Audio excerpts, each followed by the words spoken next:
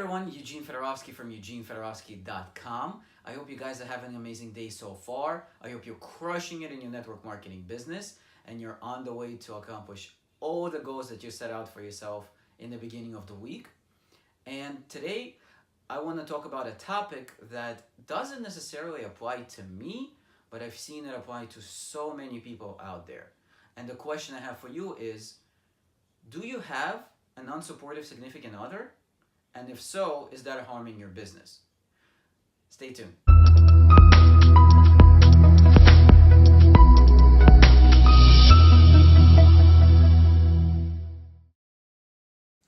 So, as I mentioned, this topic doesn't really apply to me because my spouse is very supportive. She's very supportive of what I do. She's very supportive of wherever we're going, and that's great. However, with that said, there's lots and lots of people out there who don't have supportive significant others. It doesn't necessarily have to be a spouse. It could be a boyfriend, girlfriend, living partner, whatever the situation is, even parents in some cases. So what do you do when you don't get the support? Well, first, let's figure out what happened in the beginning. Chances are, if you have an unsupportive significant other, the reason why they're unsupportive is because of your previous behaviors. And usually it stems from you making great speeches about how you're going to change, you're going to rock this business out, you're going to succeed, you're going to go this way, it's going to be fantastic, it's going to be awesome. You're making all these promises, then you work for a day, 2, 3, 4, maybe a week, and then you go back to doing other activities that don't have anything to do with the business, like sitting watching TV or something, or going to hang out instead of working on your business. So if you do that, if you're saying you're going to do something and then you don't do it, they have every right not to support you. They have every right to say, well, what are you doing? You said you're going to do this. So that's usually the root cause of the problems. Now, there are cases where the spouse is unsupportive, or significant other is unsupportive for whatever reason. Maybe they just don't like network marketing. Maybe they're not happy with you going somewhere. And that's actually another one of the high reasons, is because a lot of times the significant other is afraid that you will become powerful, you'll start making money, you're out there socializing, and you're going to leave them. So a lot of times that could come also from insecurities about the relationship. So that's one of the things that's important to figure out.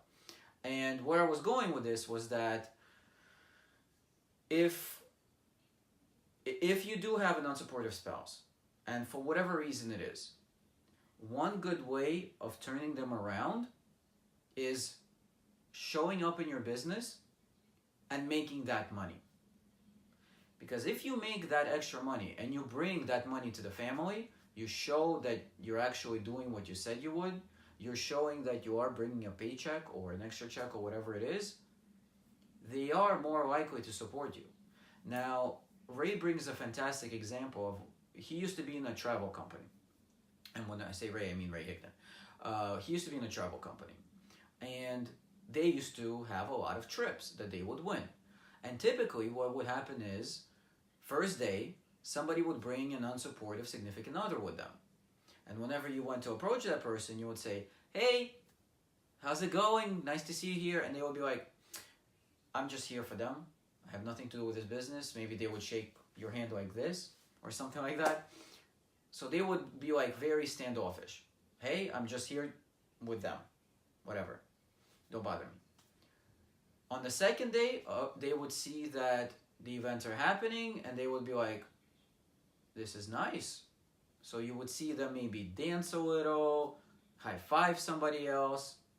Day 3, you would see them standing there and fist pumping to the music and jumping around with everybody else. On day 4, if it went day 4, they usually would approach their significant other and say, hey, I hope you better win the next one. Or you better win the next one, I should say. Because they are enjoying this. So if you when you succeed in this business and you share that success with your significant other, they'll see a different you, they'll see that it actually works, and they may have a totally different outlook on things. And lastly, put yourself sometimes in their position.